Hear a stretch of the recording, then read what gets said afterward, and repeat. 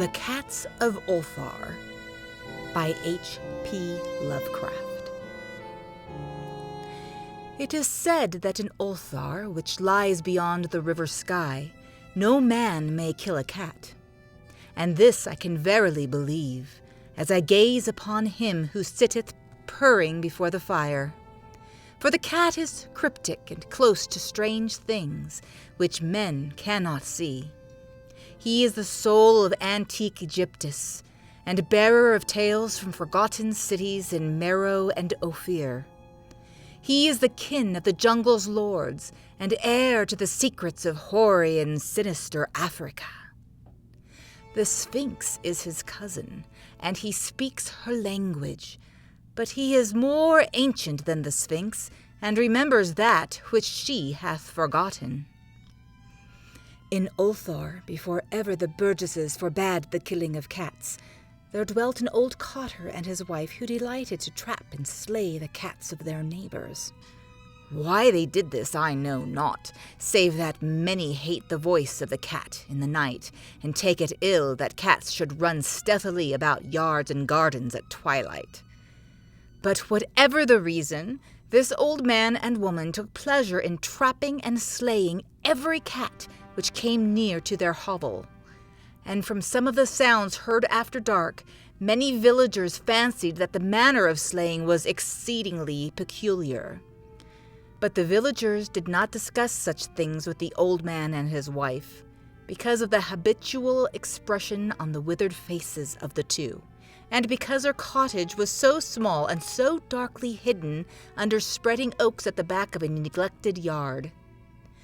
In truth, much as the owners of cats hated these odd folk, they feared them more, and instead of berating them as brutal assassins, merely took care that no cherished pet or mouser should stray toward the remote hovel under the dark trees. When through some unavoidable oversight a cat was missed and sounds heard after dark, the loser would lament impotently, or console himself by thanking fate that it was not one of his children who had thus vanished.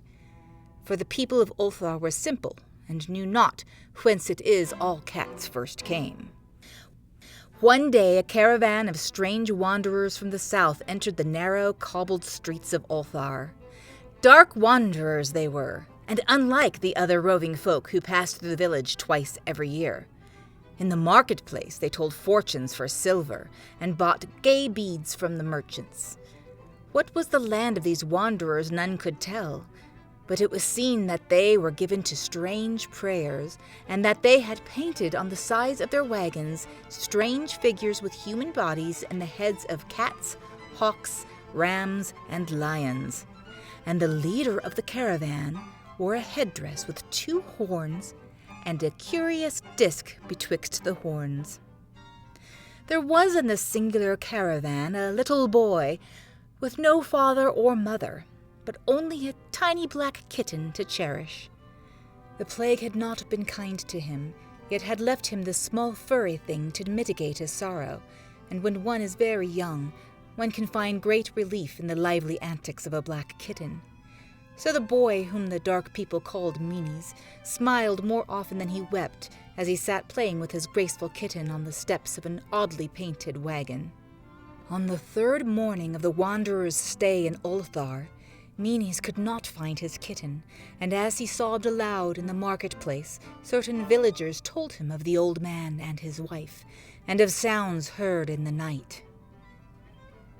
And when he heard these things, his sobbing gave place to meditation, and finally to prayer.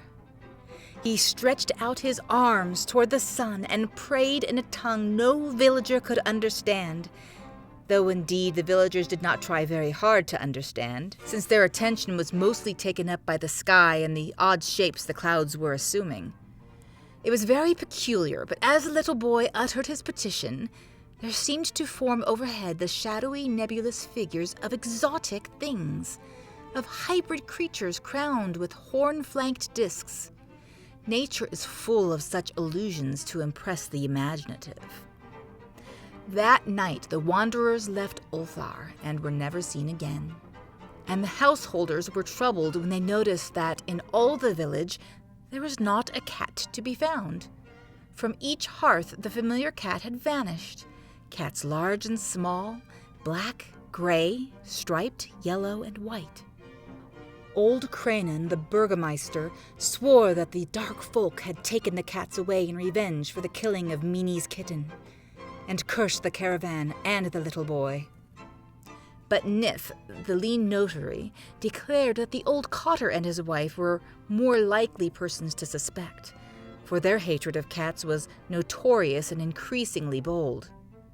Still, no one durst complain to the sinister couple, even when little Atal, the innkeeper's son, vowed that he had at twilight seen all the cats of Ulthar in that accursed yard under the trees, pacing very slowly and solemnly in a circle around the cottage, two abreast, as if in performance of some unheard-of rite of beasts. The villagers did not know how much to believe from so small a boy, and though they feared that the evil pair had charmed the cats to their death, they preferred not to chide the old cotter till they met him outside his dark and repellent yard. So Ulthar went to sleep in vain anger, and when the people awakened at dawn, behold, every cat was back at his accustomed hearth. Large and small, black, gray, striped, yellow, and white, none was missing. Very sleek and fat did the cats appear, and sonorous with purring content. The citizens talked with one another of the affair, and marveled not a little. Old Cranon again insisted that it was the dark folk who had taken them, since cats did not return alive from the cottage of the ancient man and his wife.